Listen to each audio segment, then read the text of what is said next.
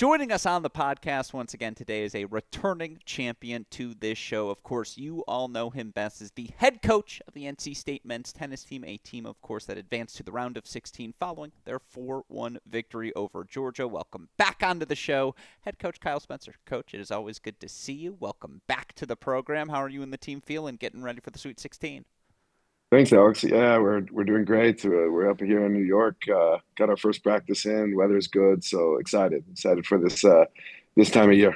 Yeah, well, let's not bury the lead. It's a rematch with Columbia, a Columbia team that, because of that regular season matchup, obviously the flip flop in the NCAA seedings occurs. Is this the matchup your guys kind of wanted? Like, truth be told, isn't this is a moment for them to get excited about, right? Yeah, I think anytime you get a rematch of a match you lost earlier in the year, I think it was a long time. It feels like a couple years ago that we played the match. Um, and to be fair, not making any excuses, but we were on a pretty big travel run there, having just played at Mississippi State for the kickoff, and then playing your Michigan Wolverines on the Friday. So, I think they're excited. Obviously, we would rather have been at home for this, but the committee with their goofy tiebreakers decided that we were supposed to come here. So. Well, that's all the fun. They got to make sure you have that extra motivation, certainly. And I want to ask you about the NCAA selection process a little later. But if I'd have told you on January 1st that your team would be 22-6, the number 9 overall seed, and getting ready for a Sweet 16 this weekend, you think you would have believed me? Yeah, I think so. I think we kind of knew coming into the season um, that we had a very good team. We had a couple pieces that we knew we had to fill, and obviously, the way the lineup is now with two freshmen playing toward the bottom of the lineup, we knew number one that they're very good players, but number two, obviously didn't know how they would handle the environment, but. They're not true freshmen. They came in, Willie and Jules came in last spring and redshirted the whole spring. So I guess you could say, as a redshirt freshman, they kind of knew what they were getting into. So, but yeah, I think we would have taken it. I think obviously throughout the year there are close matches, and your record and your wins could have gone up and down depending on certain situations. And I think the margins are super small, especially at the high level. So yeah, I think we're excited where we're at and looking for more. No, and you kind of mentioned it. Certainly, you knew some of the talent that was coming back, but a bunch of different players had to step into new roles, and maybe no one has exceeded in doing so more than senior Lucas DeHaley, who I think now it's 18-2 in dual match play. And I'm not saying he wasn't a contributor before this season, but 18-2 in this ACC, like, talk me through what seemed to click so well for him here in his final year on the job. Yeah, I mean, Luca's always been in a sort of growth pattern since he got here. He was ACC Freshman of the Year way back whenever that was. But 1902. yeah, exactly. He just continues to improve, improve in different aspects. And, with all the players, we have these individual meetings and we look at the areas where there's potential for growth. Um, and he just does it every day. He's a fantastic, this year he's become a leader. And I actually think that's helped him. He's led not only by example for a couple of years, but now this year as a captain, he's led the team with the other two seniors. And yeah, I think that allowed him to kind of stand on a pedestal and say, look, this is how we do it. Yeah, no, and again, you talk about those three seniors who, have been playing three of the top four spots in the lineup. I think between them, they're a combined 32-11 this year in doubles as well between those 1 and 2 spots. I think that number is correct. Just that doubles piece in particular, having pieces back you could work with. When did you feel confident that, okay, we know our top two teams, and how confident are you feeling in that point overall, knowing how crucial it'll be this weekend? Yeah, I think going into the season, I really didn't know. I would ask Chris and ask Dennis, all the time, is this is this the team here? You know, who do we put with Luca? You know, who's our three doubles? You know, but the one and two, you know, Braden and Fawns did such a great job last year playing the three. Um, that we decided to play them in the fall, and there were some situations where they actually couldn't play because somebody was hurt or sick, and so they didn't get a lot of the match reps in the fall. So starting out, we kind of tried it, and they were at the level, and so once they were at the level, and Luca and Jules fell into place. Then I think we felt like pretty good of number one how we were playing, and number two, sort of the style that we wanted to play. So I think that really helped kind of define the doubles lineup. No, I remember watching the doubles point, one of the rare matches I actually got to just watch and enjoy as a fan when you guys at the National Indoors played Virginia, and you guys grabbed that doubles point. And then I just remember watching that match, which I think finished 4-1, but just the level you guys were at and thinking like, okay, like this NC State team really has something. And you mentioned the freshmen who have been asked to contribute right away, of course, in Jules and Will, and again the Jules number so far this season, I think it's 18-3 overall on the year, which is just like, oh yeah, that's not bad. By the way, corrections to Haley, 19-2. I sold him short, 19-2. But what allows a player like Jules, Will, I know they were around last season, but to be thrust into the lineup the way they were and click so thoroughly, what do you think's allowed that? To be quite honest, I think it's the leadership of the upperclassmen and the way that those guys go about things. There isn't there isn't sort of room for to be sort of freshmen. You know, we the other thing about Jules and Willie are that they're very competitive, and so our practices are just as competitive as the matches, whether we're playing a silly game of four up or four quarters, or we're playing sets in the training part. No, nobody wants to lose anything, and you don't come with the stuff on a practice day. You get embarrassed, and I think that they have that in them already, and that was the upperclassmen did a good job of kind of drawing that out of them on a daily basis. When you have those competitions, is it the three freshmen and Martin, three seniors in Martin versus all the freshmen? Like, because it is a funny divide by age. Yeah, a lot of the games actually are divided by Chipotle guys and Kava guys. Believe it or not. Yeah. So somehow we have some guys that really don't like Chipotle, and we have some other guys that love Chipotle, and Kava is kind of like the second option. And so that's sort of how it's divided, and many of the quick eats on the road in one of those two places. So when we split the team up, whether it's the soccer or the 101 or whatever, it's kind of divided by that. I like that. Which team do you coach? I don't coach any of them. I just run the circus and let them fight it out. I like that. No, it'd be funny if you have, again, Chris is Team Chipotle, Dennis is Oh, Team Chris. Oh, Kava. yeah. Nah, Chris is Team Chipotle. I mean, I think he's got stock in the company, and he makes sure that he eats there just about every day, sometimes twice a day. Smart man. So, Hey, yeah, if it ain't broke, don't fix it. I like that's right. that. That's That's right. very, very funny. No, I like that's. Hey, man, that's smart because look, you guys are on the road a ton this year, and obviously I wanted to ask you about that. The ACC this season made the decision not to play everyone. Now, ultimately, that meant you guys didn't play Duke, UNC, I believe, on the calendar this year. With a year of data to evaluate, what do you make of that decision? Might you reconsider moving forward? Yeah, I mean, I would be in favor of playing everybody. I thought it was goofy. It just happened to be that the first year we don't play, two of the neighbors down the road. But also from a competitive standpoint, I think this year and most years we're the best conference, or at least second best conference. But for sure this year, I think we were the best conference, sort of overall. And I think it's one of those that I'd also be in favor of playing some of the teams twice, just because the rivalries are are fun. The travel is not so great sometimes, depending on who you are and where you are.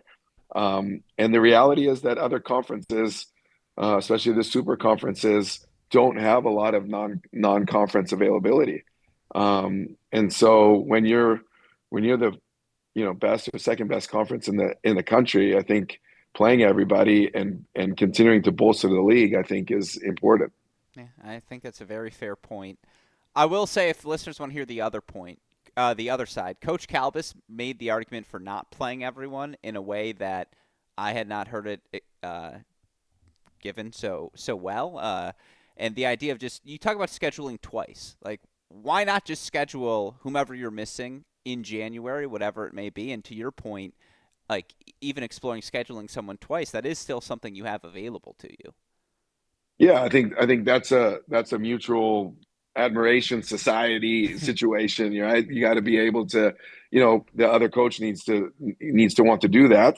Okay, that's fair. And so, everybody has, different agendas, and I think, you know, um, I think our league would have benefited if everybody had played everybody this year. Yeah. Now, you also had a gauntlet, and I've tried my best not to swear in this press Yeah, row. I'm going to swear yeah, here, just warning you.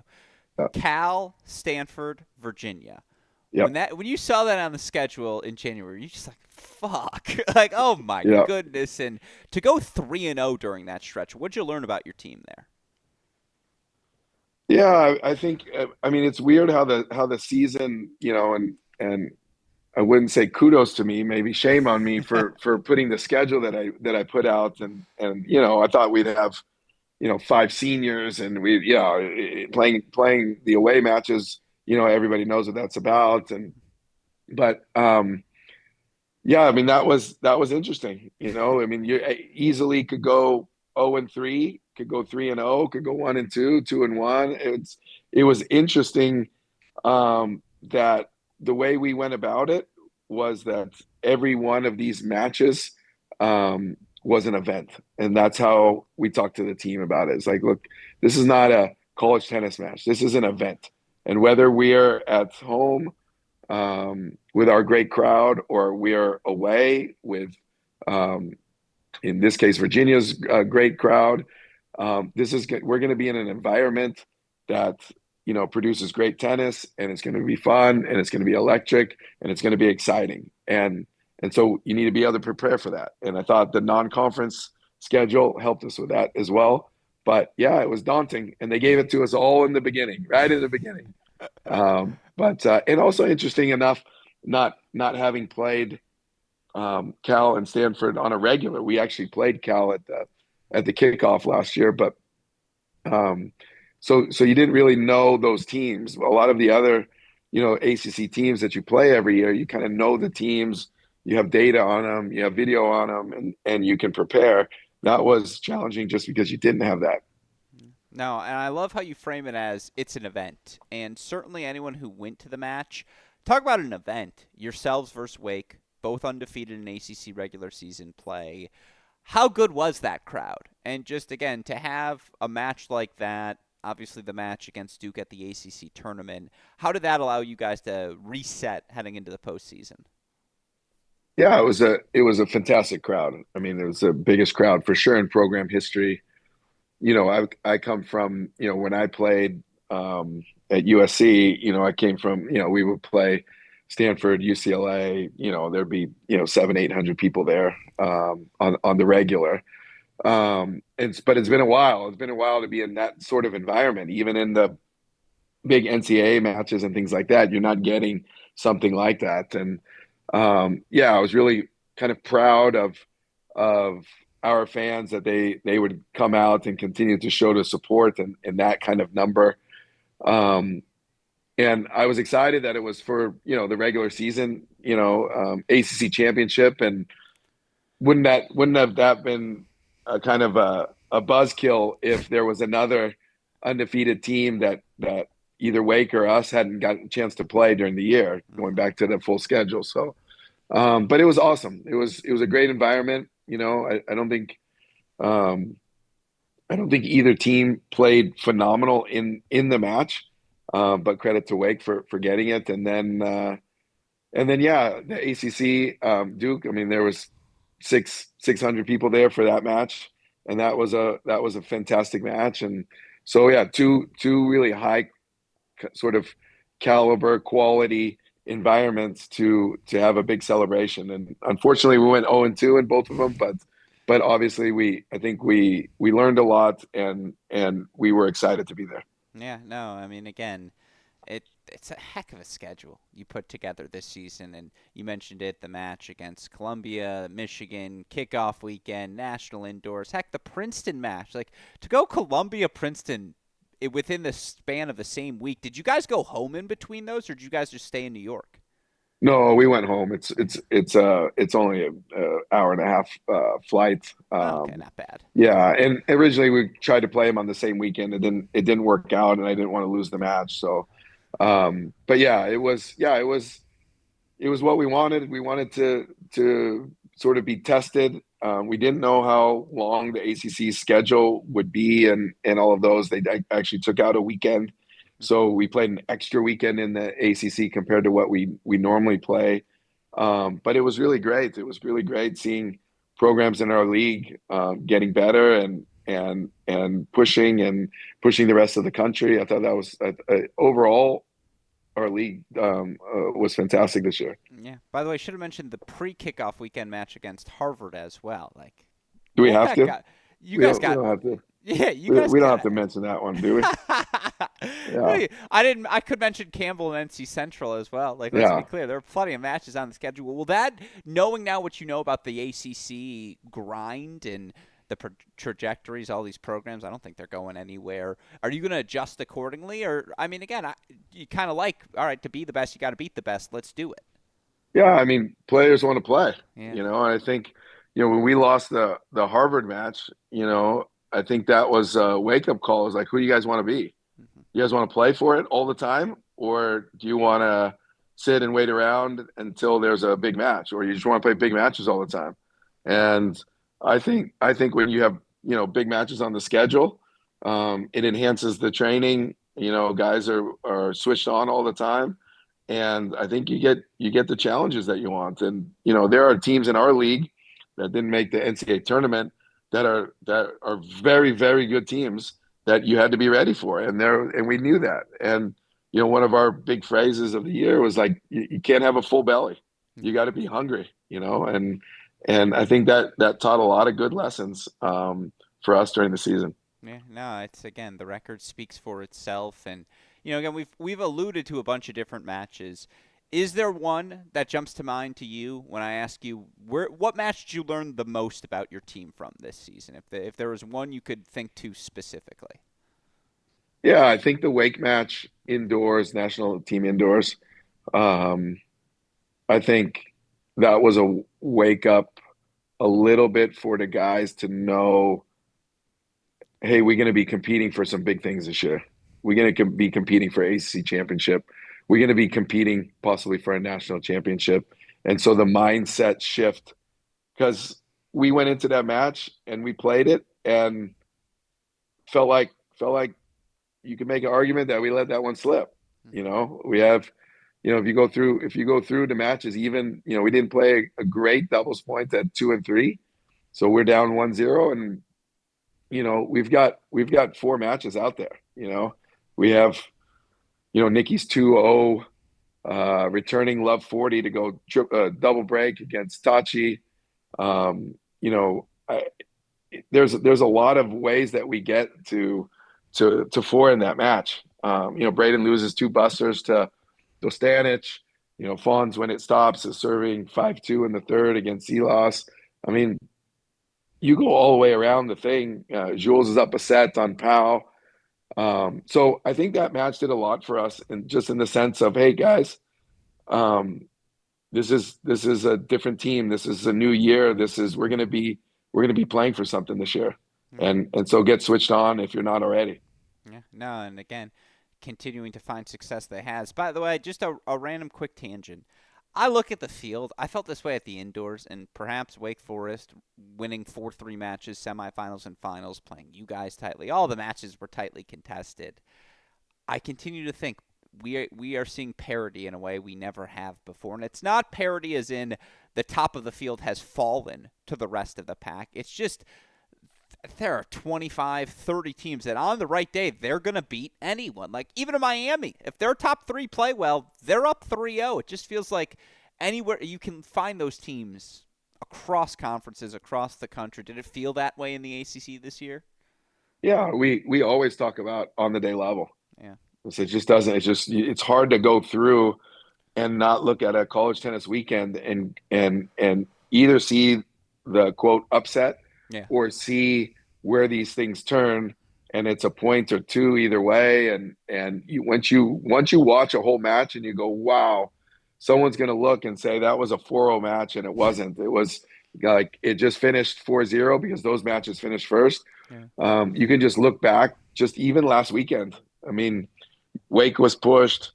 TCU, like wow, what a match that was with Oklahoma, and you go all the way down, Duke, Tennessee, and it's really like on the day level, just in our league. I mean, we played last match on with Notre Dame, we didn't make the tournament. Notre Dame, same thing, the same weekend with Wake Forest. Hmm. Um, Clemson played this Columbia team last week, and that was absolute ball buster. And you go all the way down, USC, beating San Diego, it's just I just think I don't know if it's more good players or the coaching is better or the schedules are tougher, whatever it is, you put it all together in the bowl and you're going to have some great matches and there's no you can't pick a winner of this thing right now. No, it's what makes it that much more fun for all of us fans. Does it make it more fun or more stressful from your end? Oh, I think it makes it more fun. Like the stress level is if you don't like competition, then you're going to be stressed. And if you like to play for it and you like to compete, then you're going to take these on, Mhm. and you're gonna really enjoy being in the environment. I tell the guys all the time, say, look, the best feeling in the world is winning a tennis match, and the second best feeling is losing a tennis match. And they say, Coach, how can you say losing a tennis match? I said, because for everybody that can't do it, they have no idea what it's like to be in the environment. The environment is such a special place, Mhm. and you have to be able to appreciate that and love that. Mhm. So I mean that to me is college tennis in a nutshell. Yeah, no, last weekend epitomized it again. You had a team from 3-love down overall, 5-love down in a third set, down serving four twice on a different court as well, and they won. Um, if you can't get into that, you're just not a fan of sports more Exactly. broadly. I agree. Did it feel this way back when you were playing? Like you talk about USC, UCLA, 800 people. By the way, obviously that's a matchup coming up this weekend as well. Was it 8, 9 teams deep then? Like how has it No, changed? no, it really wasn't. It was, I mean, for the most part, it was SC, UCLA, Stanford, Georgia, maybe one team here or there snuck in. I remember my freshman year, you didn't even have to play the regional. The top 8 teams already went to Athens. You didn't have to play anything. Same with national team indoors. There was no kickoff. Like the team, you just go, you just like show up and start playing. So yeah, it wasn't like that when we were playing, um, and I think the sport is better for it. There's more athletic departments supporting the big level of what we're trying to do. There's more coaches that are very serious about player development and trying to put together great teams and things like that. So I would say it is far, far deeper now than it was before. No, and I think we all benefit from that fact, certainly, who get to enjoy it. I've asked this for every coach. I've enjoyed the answers. If you could go back in time and reallocate more time to one thing for your group in practice this season, maybe it's on the court, maybe it's off the court, what might that one thing be and why? Yeah, I think being able to tell them what it's going to feel like when you're in these big environments and how you do the mental imaging to get you into the right performance level. I think that's always a quest for every athlete, um, especially for tennis players, and how important that is. I think that to me that is one of the biggest deals as these guys continue to move forward in their careers. Yeah. No, it's yeah. Again, it's always fascinating. I imagine too. I was thinking about the off the court. What your answer might be. You guys had a lot of time off the court. I imagine this season, and like just getting to travel, going to airports. Any missed flights this year, by the way? What was the record? No, but one of the toughest ones was qualifying for national team indoors at the kickoff, Mississippi State, and no flights leaving on the Sunday. So, so like the match is scheduled for, I don't know what it was, 1 o'clock. We finish at 3:34. We do our cool down. It's 4 or 5 o'clock, and we knew this ahead of time. But you can't get out. There's nowhere to go. So you're staying another night. We fly out early Monday morning. Got to give them Tuesday off, and we're playing Michigan on Friday on the road. So pretty bad scheduling on my part. I blame CJ for that, for not knowing that we wouldn't be able to get out on a Sunday. But yeah, it's yeah, that to me was the toughest one, I would say. No, that's fun. Again, I imagine it was a year full of things like that. Some big picture questions here down the home stretch. Obviously, this week you're focused on your match, but it's also the week the portal opens. And I'm just curious, as it relates to roster construction more broadly, where you think the portal fits into that equation. Yeah, I think it is a really broad question because I think it's for everybody it's a little bit different. Hmm. Um, for us, we're a team that hasn't had a lot of transfers. I think our last one was Rafa 5 or 6 years ago. And it's look, I think the talent that is out there and the ability for a player to go and be fluid in their choices after the season. That's just how it is in today's day and age. Um, and I think for us, we want to be really certain um, that we have a player, if it's in the portal, that we can develop, that that that loves tennis, that wants to go out and train and have a pro career and understands what that's going to take.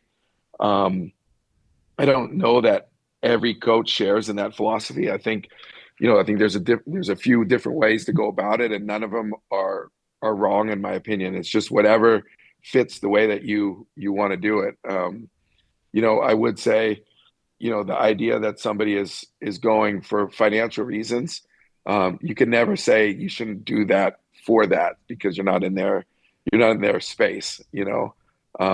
I would for us, we want somebody who has a kind of growth mindset that says, I'm doing this for the reason, and if it's financially aids them, fantastic. But yeah, I mean, I think there's a lot of numbers that are thrown out that are very inaccurate, and there's a lot of situations that we're hearing about that don't work out, and and that they don't, the player goes into a different situation, they don't mesh with the current team, and I think that's going to be part of, anytime you have a situation like the portal, I think that's going to be, sort of one of the fallouts. Yeah, no, I think that's not unfair in any like that. I think we've seen that certainly. And you mentioned the one piece, the NIL. It's something I wanted to ask every coach because I, like you, agree. Coming off of the last summer where you would hear numbers and you're just like, stop it. Like, can we talk seriously, please? Who are you saying this for? Right. Um, how prevalent is that NIL piece in the recruiting conversations you have today? Yeah, I think it's pretty prevalent. I think we've it's been open since what, Monday. Yeah. Um, and I think there's definitely a divide between, you can have a conversation uh, with a guy and you can talk tennis and you can talk about the school and all of those, and eventually you can get to that to that piece in the conversation, and then you have others where that's their first question. Um, and how you handle that or whatever is I think at every sort of coach's discretion and player's discretion. Um, will be interesting to see. Will once the judge rules on the House case, do we go to a more level playing field, you know, or if it goes a different way, do we stay in what is the quote unquote market that we have right now?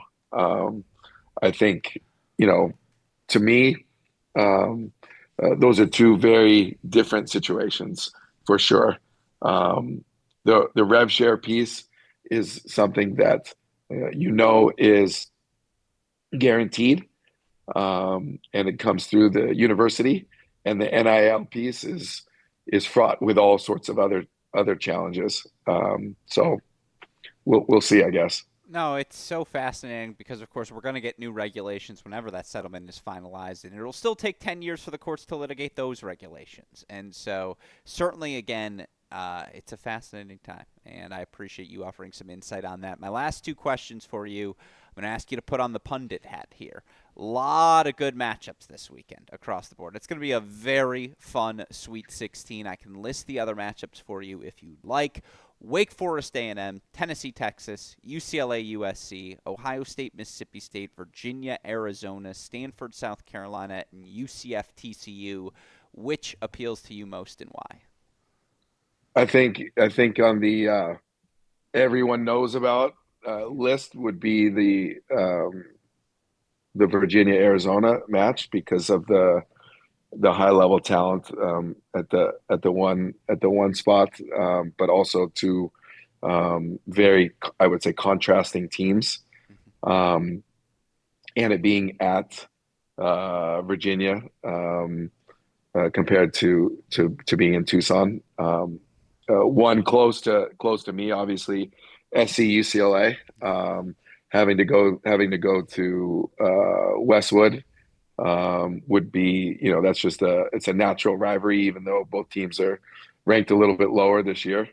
Um, and then I'll give you this, I think is like the sneakiest, underrated match of the year, and I think it will matter if it's indoors or outdoors. And I got to go, since we've played them, I got to go Ohio State, Mm. Mississippi State. I think that is an all-out dogfight with a bunch of dogs out there.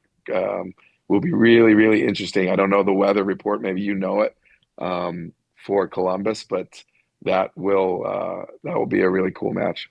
I so thoroughly agree. I believe right now the weather is scheduled to be clear skies, but there are some rumors of some Buckeye fans rain dancing outside, Yeah, and we don't know their yeah, effectiveness because, God, beating Buckeyes indoors in Columbus, good freaking luck. yeah. I agree. That match is awesome. Yeah, of course. Colton versus Rafa. Sign me up for that. Jay versus Dylan. Sign me up for that as well. A lot of good matchups across the board, including, of course, number 8 Columbia hosting your team, ninth seeded NC State. It's a rematch, of course, we saw earlier in the year. Talk me through what you view as their biggest strength and what it's going to take for your guys to ultimately advance. Their biggest strength is sitting at the one hole. Um, that guy doesn't lose that much. I think he's the NCAA champion, and he's a really, really good player. And they've got they got a depth of their lineup. Kotson at the two, super strong player. Hashimoto. I mean, you go down the line, and it's like you might not know some of their players, but go look at their records, um, and their sneaky good home environment. Pretty good crowd last time we played them indoors. I know Howie will be sitting in the conference room with the screens on and getting all the video and going through every little detail. It's like I almost want to tell our guys to do the complete opposite of what they've been doing since. But no, I think the Columbia always prepared, always super ready for the match on a lot of levels. But I like our team. I like where we're at, and I can't wait for Saturday at 1 o'clock. I love to hear that. You get a bonus question. On the roof tennis, what's that first hit like? Yeah, it was good. Yeah, No wind today. I like that. Beautiful, like partly cloudy skies, Okay. about 71 degrees. I know it's all rain tomorrow, so we'll be back indoors. But Saturday looks good. And yeah, we're very very excited, and we're very excited for this group. We're excited for the seniors, and we're always ready for the battle. Yeah, it's going to be a war. There's no doubt about that. Put 4 hours on your clock just in case and clear your schedule because this one's going to be fun. NC State taking on Columbia. Head coach Kyle Spencer, thank you as always for taking the time to chat. And obviously, good luck to you and the guys here this weekend. Thanks, Alex. Go Pack. Record.